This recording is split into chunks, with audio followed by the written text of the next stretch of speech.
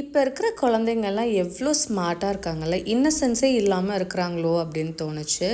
ஆதுக்குட்டிக்கு அவங்க ஃப்ரெண்ட் இந்த 2 கீச்சனை கிஃப்ட் பண்ணியிருந்தாங்க. அப்போ என்கிட்ட வந்து கொடுக்கும்போது நான் சொன்னேன், அதுவும் நாங்கள்லாம் ஃப்ரெண்ட்ஸ் கிட்டேருந்து ஹேண்ட் கர்ச்சீஃப் அப்புறமா கீச்செயின் எல்லாம் வாங்க மாட்டோம், வாங்கினா ஃப்ரெண்ட்ஷிப் வந்து பிரேக் ஆகிடும்னு சொன்னாங்க அப்படின்னு சொல்லும்போது, ஏமா உங்கள் பிரெயினை கொஞ்சம் கூட யூஸ் பண்ண மாட்டிங்களா? நீங்கள் பண்ணுற ஆக்ஷன்னால தான் உங்களுக்கும் உங்கள் ஃப்ரெண்டுக்கும் சண்டை வரும், ஒரு கீச்சனாலலாம் வருமா அப்படின்னு கேட்டுட்டாங்க. ஒரு மாதிரியா ஆயிடுச்சு எனக்கு.